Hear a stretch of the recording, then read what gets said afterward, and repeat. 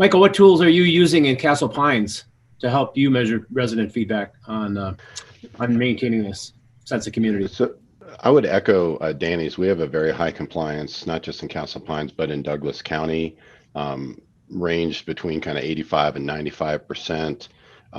These are somewhat anecdotal in the sense that we had our health department, wander into various businesses and just do head counts in there. So not scientific by any stretch, but I do think it goes to what Danny said, that early direct communication. What I didn't mention in the last one was we have our mayor put out her mayor's message, and we did that numerous times, especially when it was first happening. And she takes pride. One of her, let me finish that thought. So we saw our number one clicked on item was the mayor's message, to get that very specific, detailed COVID message, and that was intentional and meets everything that Danny spoke of earlier, where we had a consistent message. We had everybody involved saying that same thing, and then our figurehead of our elected mayor was the loud and proud spokesman being out there, and seeing the number of clicks rate relative to anything else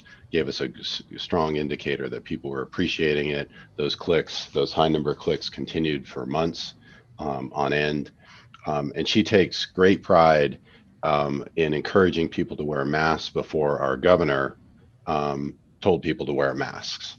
And it was really, we ordered, can't remember, I think we ordered 10,000 masks when you couldn't get them, when people, were not sure, do they help, do they not help?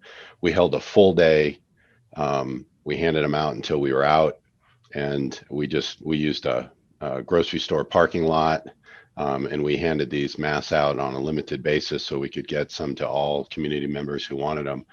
And it was those kind of actions, I think, resulting in that compliance that mirrors what Danny said in terms of that is a very strong way that we gauged that level of success relative to COVID specifically.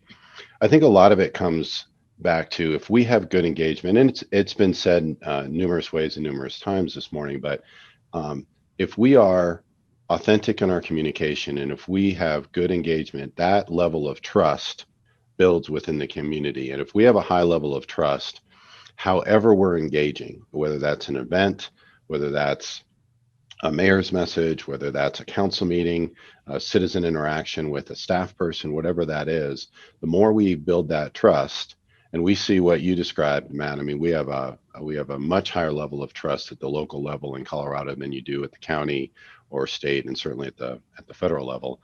But I think the higher that level of trust is, and that less of accusation when something is said in some fashion or questioning of that, you can take that, again, anecdotal, but you can take that to the bank basically and say, we have done very good engagement.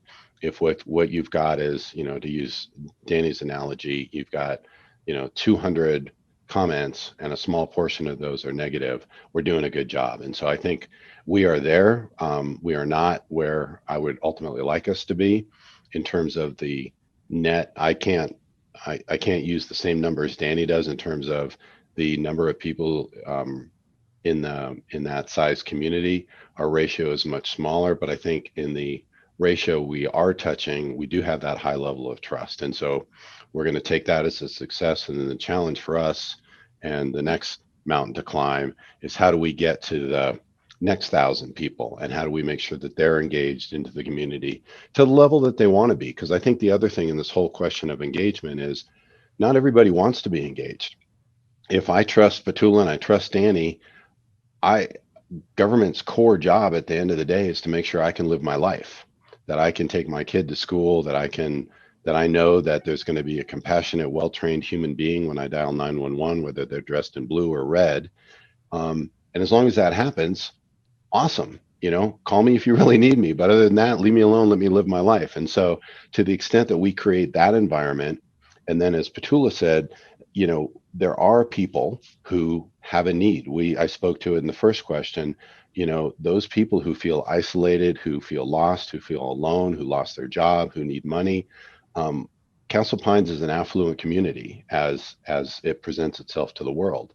But But during and currently in the pandemic, we still have a significant, maybe not, I probably shouldn't use that word, but we have some folks within the community that are looking for food and financial assistance. When you put yourself in a high AMI community, those people they don't want to put the yard sign out there that says I need help, because that doesn't match what the story is that we tell about what this community is.